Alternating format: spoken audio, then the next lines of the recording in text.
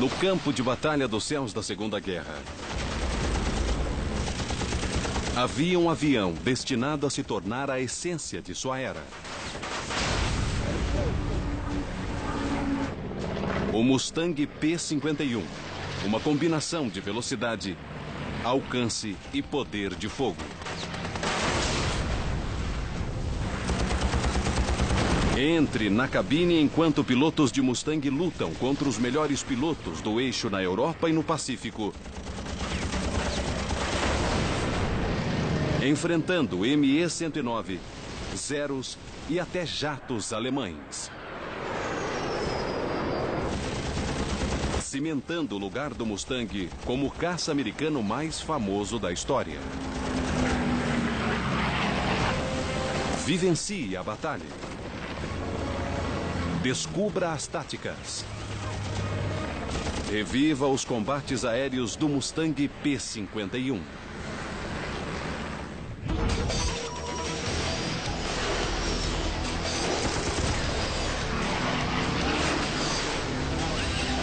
Combates aéreos, o Mustang P-51.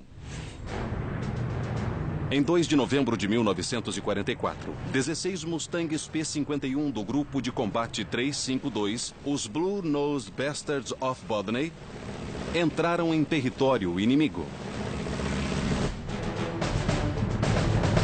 O capitão Donald Bryan liderou 8 Mustangs para se encontrar com uma esquadrilha de B-17 e conduzi-los até uma refinaria de petróleo em Merseburg, na Alemanha. Íamos lá para escoltá-los. Nós estávamos chegando, mas ainda não tínhamos alcançado os bombardeiros.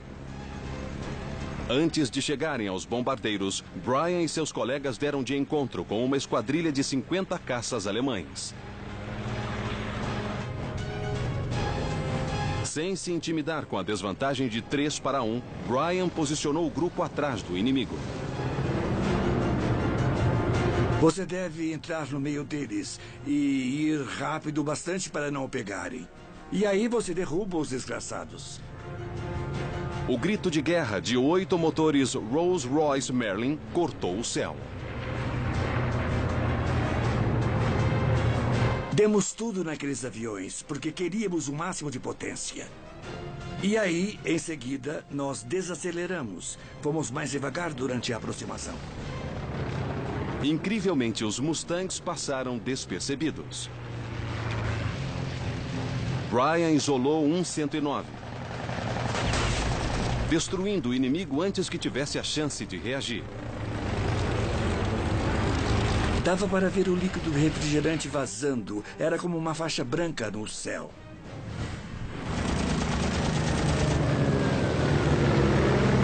Bryan saiu do ataque. A investida do Mustang deu certo. Os 109 se espalharam. Era isso que queríamos, fazê-los se separar.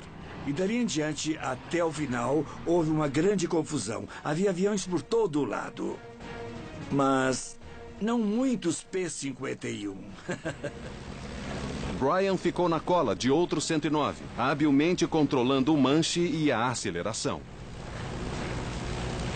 O P-51 era, e até hoje ainda é, o avião mais perfeito já projetado. Tudo ficava exatamente onde você precisava. Você baixa a mão esquerda, acessa o controle dos flaps e do equilíbrio longitudinal, o acelerador fica no lugar ideal, o controle da hélice é perfeito e os instrumentos são bem posicionados. E é um avião em que você pode se sentar e tocar em tudo sem nem precisar olhar. O dedo de Bryan estava sobre o gatilho. De repente, ele ouviu uma voz frenética no rádio. Havia um inimigo em sua cauda. Ele reagiu na hora. Você só precisa puxar o manche para trás com força e pisar no leme com força. E se estiver em alta velocidade, é só dar um toque de leve e então fazer um giro. Isso faz você ir mais devagar. E aí você acelera de novo. A manobra de Bryan enganou o alemão e seus próprios colegas. Eles não me seguiram no giro, então seguiram em frente. Mas Brian viu uma chance de ataque. Uma esquadrilha de 809 voando na direção dos bombardeiros. Brian decidiu ir atrás do inimigo. E estava atrás deles, exatamente onde queria estar. Eu sempre vou atrás do último. Brian derrubou o 109 e rapidamente saiu do caminho. Mas outro 109 apareceu à sua frente.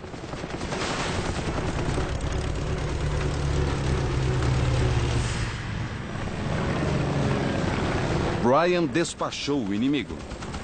Foi sua segunda vítima em apenas alguns segundos. Havia muitos deles e eram muito velozes. E então eu disse, ok, aquele cara vai dançar agora. Aí eu parava e saía procurando outro. Brian voltou para a luta e escolheu outro alvo. Mas, sem apoio, ele ficou exposto. De repente, ele viu um reflexo no retrovisor. Havia um 109 atrás dele.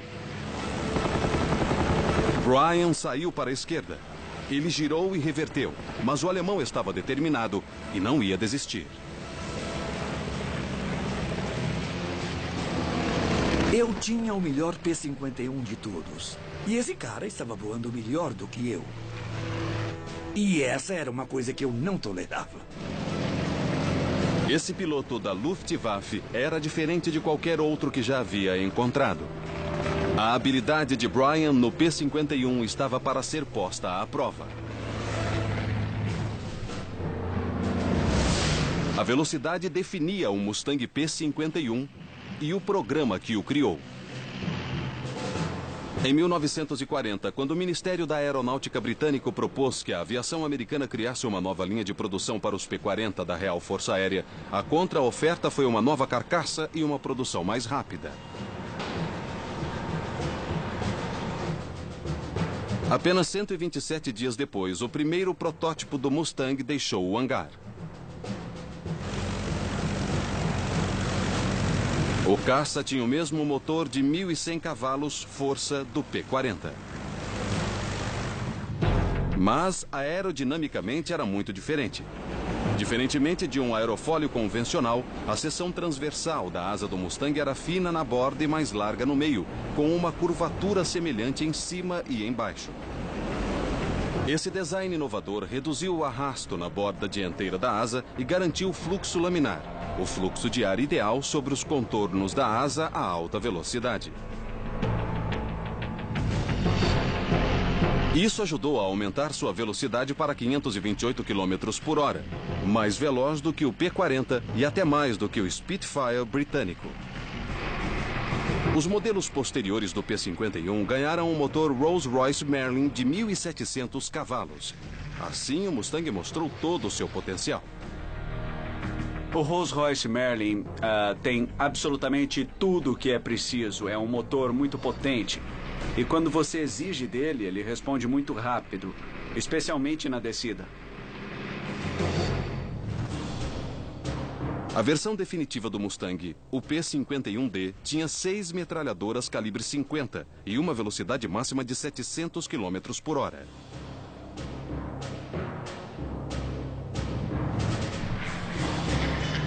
O P-51 tinha um desempenho melhor do que o 109 comum. E também o 190 a qualquer altitude.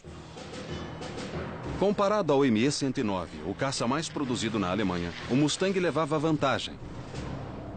Era bem mais veloz, mais maneável, com maior alcance e um teto de serviço mais alto.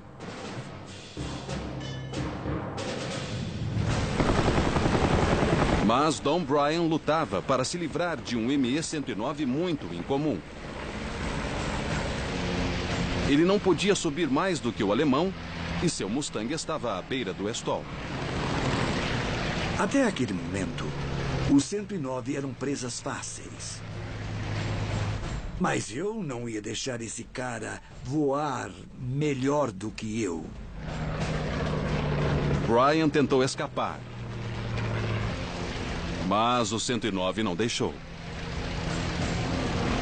Eu estava assustado. Em 4G, a máscara de oxigênio deveria ficar no rosto. Mas tive de segurá-la, porque estava suando. E estava caindo até o queixo. O alemão se aproximou mais. Ele virou mais rápido do que eu. Estava se aproximando e finalmente fez a mira em mim. Ele não passou direto, estava por cima. Se esperasse mais um pouco, ele apertaria o gatilho e me acertaria. Brian então fez uma manobra ousada, que só havia treinado algumas vezes. Você puxa o manche com força. Aperta os pedais até o fim. Empurra o manche para frente de novo e então volta para o meio. É uma manobra de risco, que ele chama de reversão vertical invertida. Ao puxar o manche para trás, o avião estola. Pisar no leme faz o nariz descer. Incrivelmente, o torque da hélice faz o avião girar no sentido anti-horário. Brian, então, empurrou o manche para frente, neutralizando o efeito. Só um piloto muito confiante tentaria uma manobra tão ousada.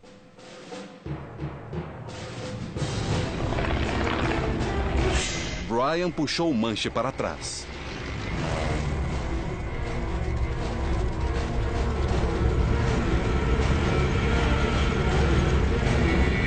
Sua cabeça bate na coberta. E a hélice faz você girar. A sua velocidade chega perto do zero. E você cai cerca de 600 metros até conseguir ganhar velocidade de novo. E nesse meio tempo, você some da vista do cara que estava atrás de você. Em uma fração de segundo. Graças à manobra engenhosa, Brian escapou da morte certa. O Mustang caiu durante 5 segundos antes que a hélice padrão Hamilton começasse a cortar o ar de novo. Brian sobreviveu. Por pouco. Rapaz, pode ter certeza de que não fui atrás dele. Mas Brian abandonou o local. Ele ainda estava no calor de uma batalha. Simplesmente havia aviões por todo lado. E o problema é que havia pouquíssimos amigos por perto. Então, Brian viu um amigo embaixo dele, com uma companhia indesejada. Brian estava aqui. Um ME-109 estava aqui, perseguindo seu colega nas nuvens.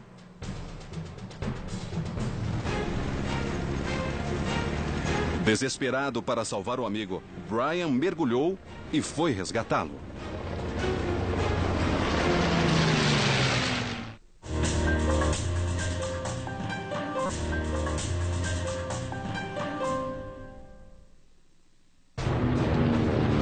Em 2 de novembro de 1944, em menor número e lutando pela própria vida, o piloto Don Brian mergulhou para salvar um amigo. Com a vantagem da altitude e da velocidade, o as do Mustang estava para atacar. Em um combate aéreo, quando se tem dois aviões relativamente iguais, aquele que tem maior velocidade e altitude tem a vantagem.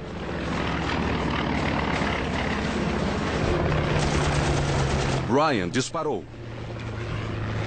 Surpreso, o piloto do 109 mergulhou.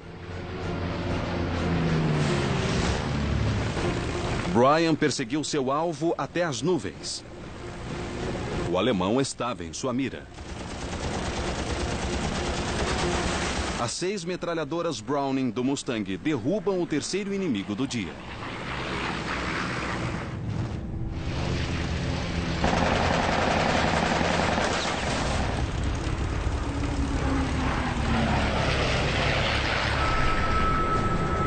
Brian passou a voar em formação com o outro Mustang, mas ainda havia inimigos na área. Voando a 3.000 metros, Brian viu 2 ME-109 vindo na direção oposta, 1.500 metros abaixo. Brian só tinha munição em 2 de suas 6 armas. Eu estava ficando sem munição. E Para enfrentar os últimos 2 aviões, eu só tinha 2 armas com munição. Mas Brian não os deixaria escapar. Ele e seu colega se alinharam, indo diretamente para a traseira dos alemães.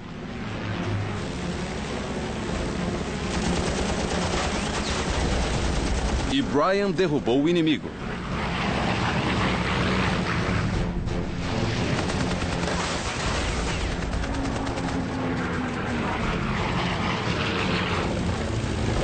Ele então acelerou, indo atrás do líder.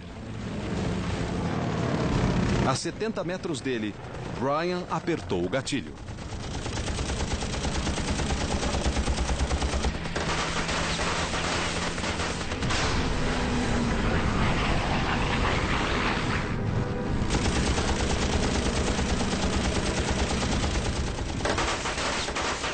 Parecia que toda uma seção da asa dele tinha soltado.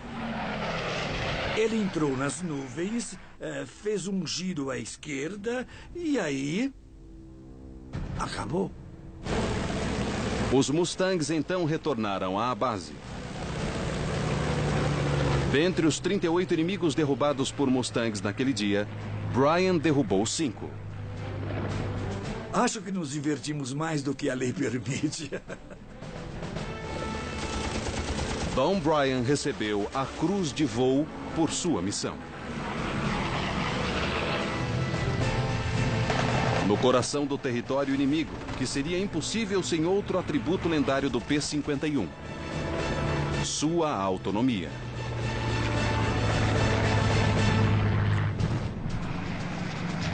O fluxo laminar e a estrutura aerodinâmica do Mustang reduziam o arrasto e diminuíam o consumo de combustível.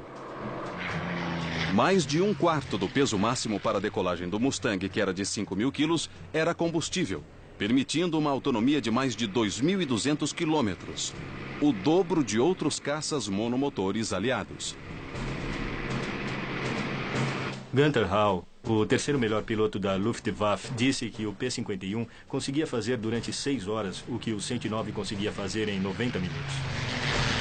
Era uma aeronave incrível que podia decolar de um lugar como Duxford, na Inglaterra, voar até Berlim, fazer tudo o que precisava fazer, então dar meia volta e retornar. Embora o Mustang tivesse feito sua fama na Europa, ele também entrou em ação no Pacífico, onde foi o único caça monomotor capaz de escoltar bombardeiros de Iwo Jima até o continente japonês.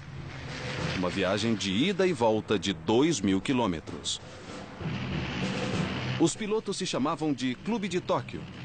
E seus benefícios como membros?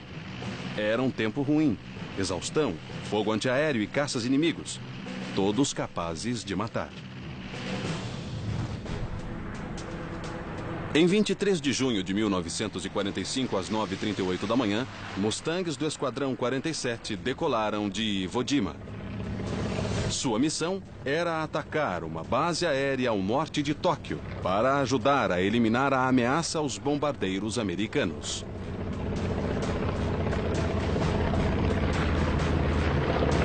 O tenente Robert Scamara comandava uma esquadrilha de 4 aviões. Não precisávamos voar tão juntos, mas eu voei bem perto só para me distrair, para me manter desperto, porque estava difícil ficar acordado. A coisa mais exaustiva no Mustang não é estar preso lá dentro, estar com calor ou então desconfortável. É o barulho. É o barulho que deixa você totalmente acabado. Mas no continente, a monotonia desapareceu. Os Mustangs do esquadrão de Scamara se prepararam para a batalha. Nós decolamos e então fomos para o oeste, esperando encontrar um campo de pouso cheio de aviões para destruí-los em terra, mas em vez disso, estavam no ar. Havia 7 caças japoneses às 9 horas voando baixo, e mais 17 às 7 horas voando alto. E Scamara estava na mira de um deles.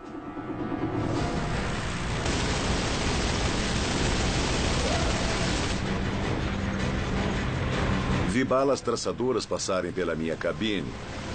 E foi então que saí de formação O que era proibido não se sai de formação, mas com alguém atirando em mim, eu não estava nem aí para o regulamento. Eu ia dar o fora de lá. Scamara e seu colega John Scanlon saíram pela esquerda, enquanto o céu se iluminava com o brilho de balas traçadoras. Dali em diante foram combates incessantes, um avião depois do outro. 1-0 apareceu diante de Scamara. O P-51D estava entre os primeiros aviões equipados com uma mira giroscópica chamada K-14. Geralmente calculamos a envergadura da asa tipo 11 metros ou por aí. Então você inseria o dado e ele fazia o cálculo e aí você só tinha de fazer mira no avião. Como inimigo na mira, Scamara só precisava dar uma rajada curta. O 0 atingido começou a cair. Depois, Scamara viu 2 caças N-1K, codinome George, voando baixo às 9 horas. O N-1K era o caça japonês mais avançado, uma ameaça para qualquer americano no céu. O George tinha canhões mais potentes, mas o Mustang tinha a vantagem da velocidade e da altitude.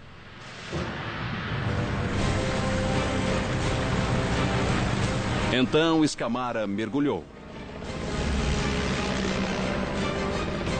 E os Mustangs atacaram.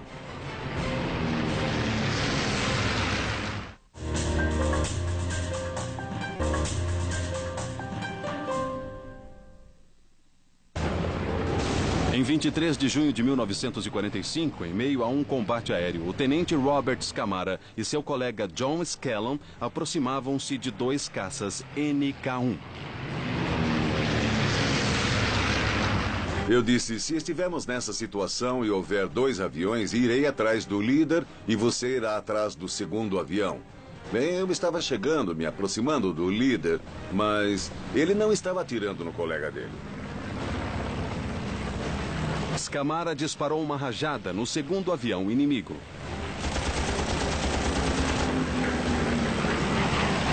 Nós mergulhamos, fui atrás do líder. Eu o atingi em cheio e o derrubei. 2 pontos para Scamara. Sua estratégia era atacar rápido e mudar a rota. Dei rajadas curtas porque, para começar, eu não queria acabar com a munição. E também porque não precisava mesmo, porque os aviões japoneses não eram blindados. Era muito fácil derrubá-los, não havia problema nenhum. Scamara enfrentou mais alguns caças e atingiu 3.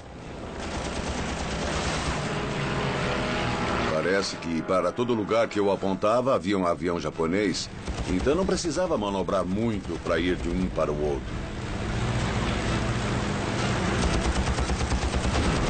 De repente, balas traçadoras passaram por cima de sua cabine.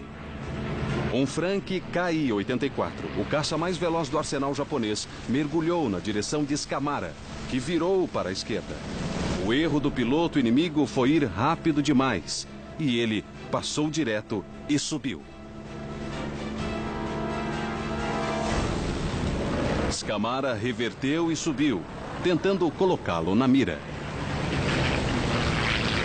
Eu me lembro de subir e a mira de um deles estava na tampa do meu motor. E eu não consegui ultrapassá-lo, então eu praticamente estolei.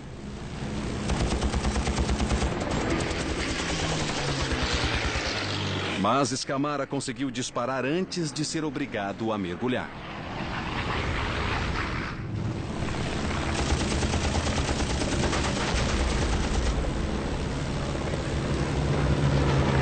O caça japonês caiu, passando à frente dele. Foi seu terceiro acerto. Mais uma vez, Scamara vasculhou o céu. Vi que um avião japonês estava à minha frente.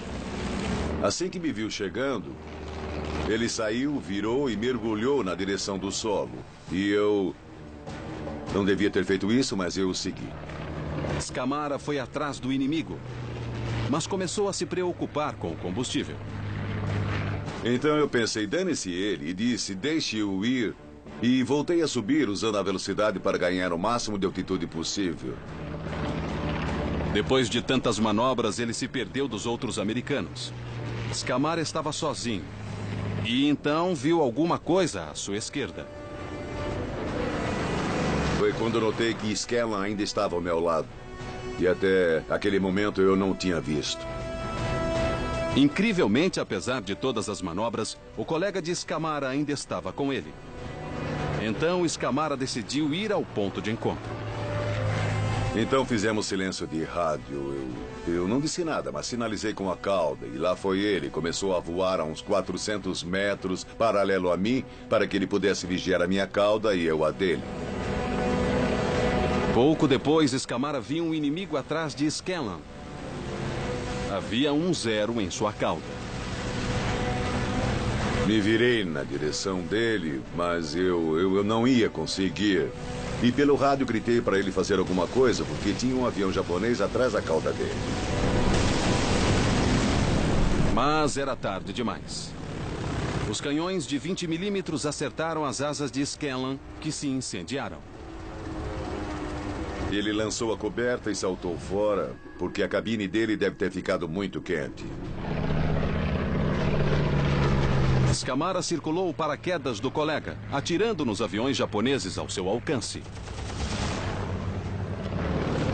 Eu continuei atirando neles, mantendo-os à distância, e logo fiquei sem munição em 4 armas. Só 2 ainda estavam disparando, mas acontece que 2 delas tinham umas 100 balas a mais do que as outras 4. Não havia mais nada a fazer. Scamara virou e foi para casa.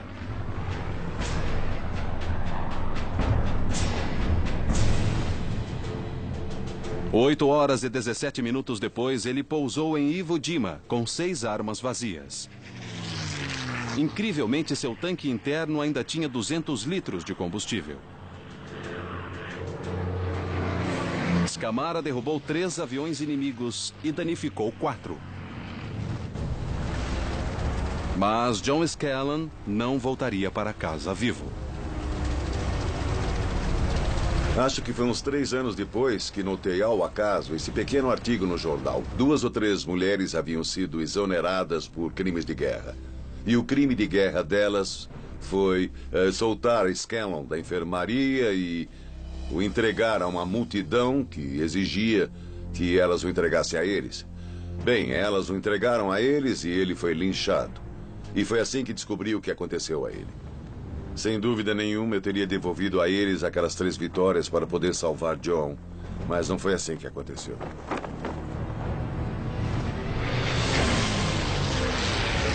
O Mustang fez uma grande contribuição para a vitória aliada no Pacífico,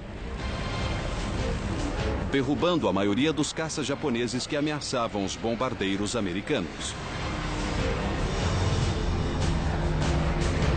Na Europa, os pilotos de Mustang estavam entre os primeiros a enfrentar a arma mais ameaçadora do Terceiro Reich, o caça a jato. Em 7 de abril de 1945, um Mustang P-51 sobrevoava uma esquadrilha de bombardeiros B-24, penetrando no coração da Alemanha. O tenente Richard Candelaria, piloto de Mustang, foi o primeiro a chegar e se posicionar acima dos bombardeiros. O resto do esquadrão estava perdido nas nuvens, mais abaixo. Eu tinha chegado ao ponto de encontro cerca de 3 ou 4 minutos antes do resto do esquadrão chegar lá. Eles disseram que chegariam em 2 ou 3 minutos. Candelaria se concentrou em varrer o céu com os olhos. O Mustang D tinha uma cabine tipo bolha, com maior visibilidade do que os modelos anteriores. Com o modelo D dá para ver de todos os lados. Você tem muita visibilidade porque o radar do Mustang são os seus olhos. E então, às 7 horas, o tenente viu alguma coisa. Primeiro viu que pareciam ser manchas ficando cada vez maiores. E então eu me dei conta de que eram ME-262 porque estavam chegando rápido. Eu já os havia visto antes, já os havia perseguido antes, mas nunca tinha sido capaz de pegar um. O ME-262 foi o primeiro caça a jato do mundo. Foi um salto na tecnologia que definiria o futuro dos combates aéreos. O ME-262 era 160 km mais veloz. Era mais bem armado e tinha uma velocidade ascendente superior. Mas o Mustang era muito mais maneável e tinha um teto de serviço mais alto, que os pilotos de Mustang podiam converter em velocidade. Os inimigos estavam aqui, se aproximando dos bombardeiros. Candelária estava aqui, um único Mustang contra 2 jatos. A única coisa que eu podia fazer para impedi-los era ir direto na direção deles. Candelária virou e mergulhou. O motor Merlin do Mustang acelerou a mais de 720 km por hora e ele desceu na direção dos inimigos, de frente.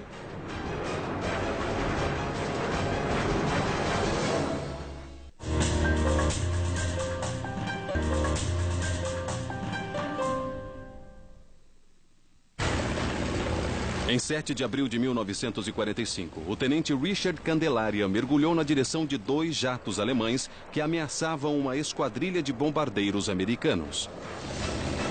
Ele se preparava para atirar, mas os alemães o surpreenderam. Eles se aproximavam de uma forma muito rápida e... então fizeram uma coisa que eu não esperava. Eles mergulharam um pouco, não muito, só ligeiramente. Mas isso me despistou porque eu não conseguia alinhar com eles.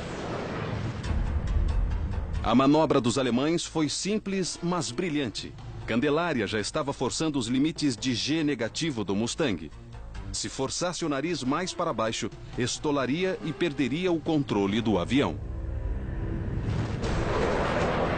Os alemães passam por ele.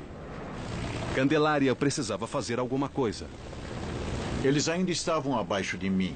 Então, naquele momento, eu ainda tinha os tanques externos. Então, eu os liberei, torcendo para talvez conseguir atingi-los com os tanques.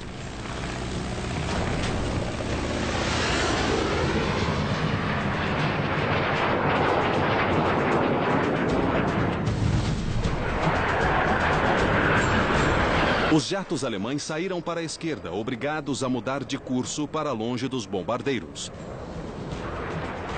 Nesse momento, Candelária reverteu e voltou para atacar. Eles giraram e nivelaram. A altitude se converteu em velocidade. Eu desci e então voltei a subir. Naquele momento estava voando a cerca de 790, 800 quilômetros por hora. A manobra de Candelária o colocou no caminho do inimigo.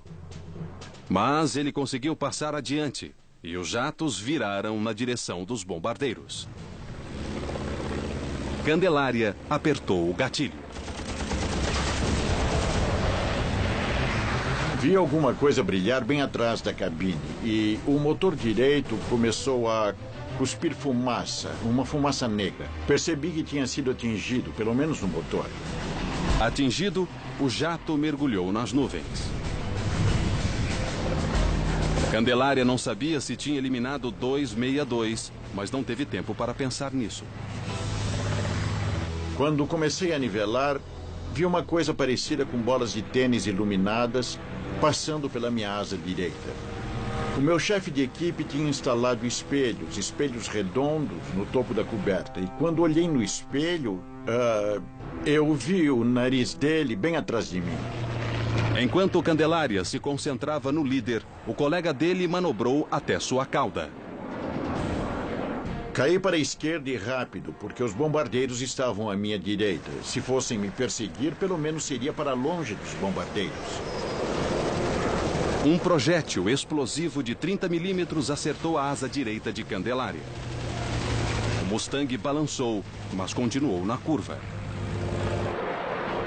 O jato alemão não conseguiu acompanhá-lo e passou direto por ele. Então caí para a direita para tentar ir atrás dele, mas ele estava indo rápido demais. Sem esforço, o alemão acelerou e ficou fora de seu alcance, fugindo da luta. Candelária foi atingido, mas não estava acabado. Apesar da desvantagem numérica contra os caças mais avançados da Segunda Guerra, ele e seu Mustang venceram o combate. Enquanto voltava para a esquadrilha de bombardeiros, o céu à sua volta estava quieto.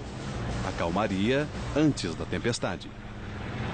De repente, saindo de um banco de nuvens, eu vi um monte de aeronaves. Então olhei para fora e disse, caramba, olha quantos alemães. E então pensei comigo mesmo, bom, meu senhor, eu rezei para os inimigos aparecerem, mas preferiria que viessem em grupos de 2 e 3, não todos de uma vez. Candelária estava aqui. Havia 15 ME-109 alemães abaixo dele, indo na direção dos bombardeiros. E mais uma vez, Candelária era o único que estava em seu caminho. Então ele acelerou e voltou para o combate. Seu alvo era o líder do grupo. Esse era amarelo desde o para-brisa até o nariz. E também a hélice. Era amarelo ovo. Esse cara queria ser visto. Na hora eu deveria ter entendido que ele provavelmente era um as. Candelária se posicionou para atirar. Eu estava tentando chegar nele, mas descobri que não conseguiria, porque para fazer isso eu teria de ir na direção dos bombardeiros. Balas perdidas podiam atingir os aliados, e Candelária não podia arriscar. Então ele decidiu passar por baixo do alemão e reverter verticalmente, para poder atirar sem atingir os bombardeiros.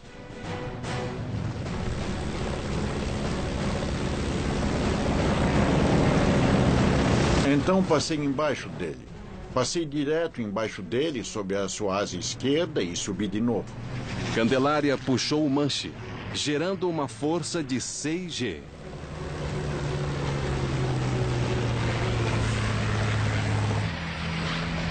O 109 mira nos bombardeiros, disparando projéteis de longo alcance.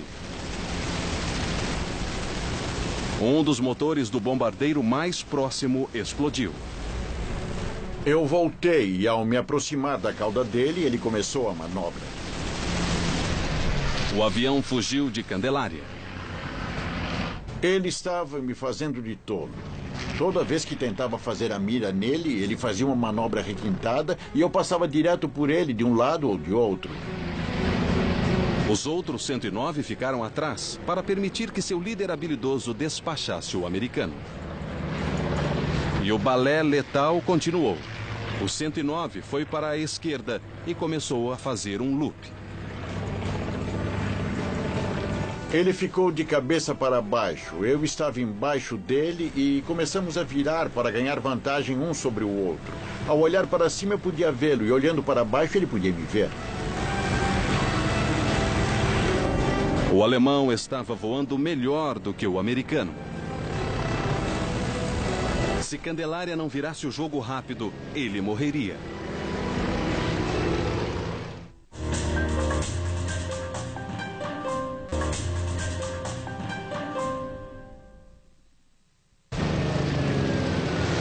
Em 7 de abril de 1945, o tenente Richard Candelária tinha um as alemão em sua cola.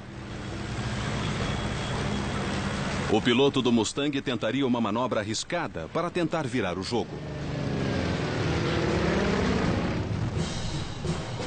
Candelária aceleraria a manobra rapidamente para pôr o nariz de seu P-51 na cauda do 109.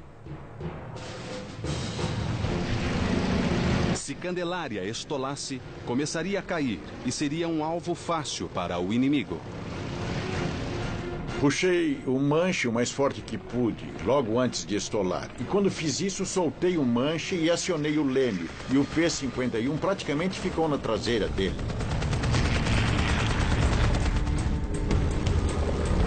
Candelária passou pelo alemão.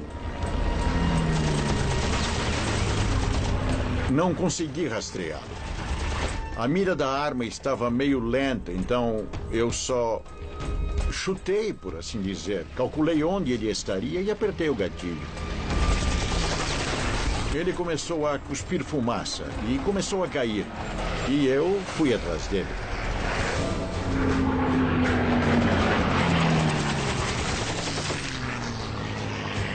Depois eu o vi sair. A coberta voou e o avião foi para a mata e bateu. Foi uma vitória difícil. Mas os 109, então, sem líder, estavam dispostos a se vingar. Enquanto Candelária nivelava, balas traçadoras envolveram sua cabine. Um 109 se aproximava rápido. Candelária virou para a esquerda. O alemão passou direto. E Candelária voltou para a direita.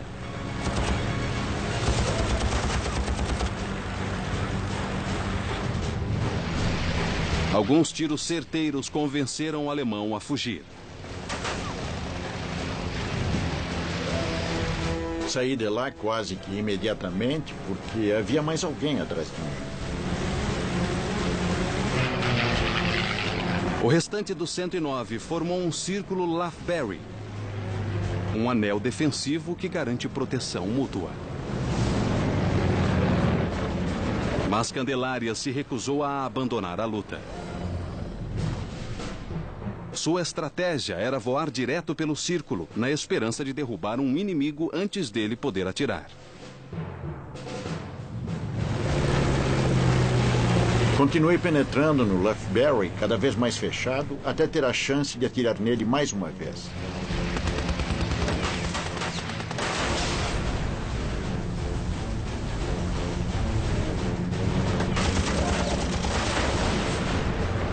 Mais um 109 foi derrubado. Mas logo havia outra ameaça atrás dele. Candelária foi para a direita e o alemão o seguiu. Não havia dúvida de que eu estava virando melhor do que ele. Era uma curva bem fechada para a direita e os 109 não costumavam virar muito bem para a direita.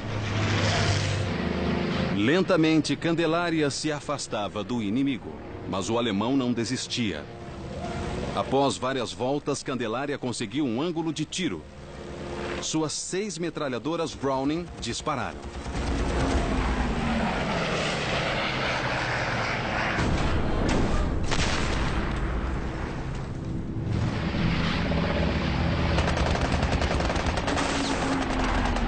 Ele como que parou, caiu bem rápido e acabou explodindo no chão. Virei rápido para a direita e então para a esquerda para não colidir com ninguém. E então o esquadrão de Mustangs de Candelária finalmente apareceu. Os últimos alemães abandonaram a luta e foram para as nuvens. Sozinho, Richard Candelária teve 4 vitórias confirmadas contra o 109 e uma provável contra um ME-262. Mais ou menos nos últimos 160 quilômetros, percebi que meus joelhos estavam tremendo. E eu não sabia se era adrenalina ou outra coisa, mas meus joelhos estavam tremendo e pensei, rapaz, foi por pouco. Isso foi perto demais. Homens como Richard Candelária fizeram do P-51 um dos caças mais bem-sucedidos na história dos combates aéreos. Só na Europa, o Mustang derrubou 4.950 aeronaves inimigas e se tornou o caça mais eficaz na guerra.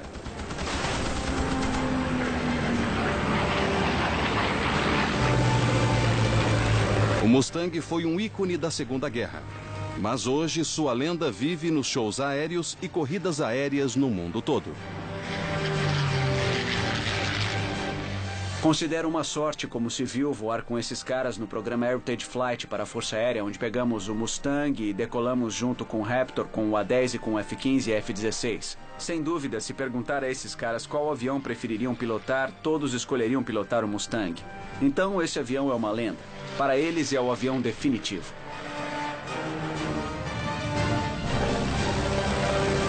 O Mustang continua sendo um clássico, uma máquina de guerra letal, de rara beleza e um símbolo duradouro do poderio aéreo norte-americano.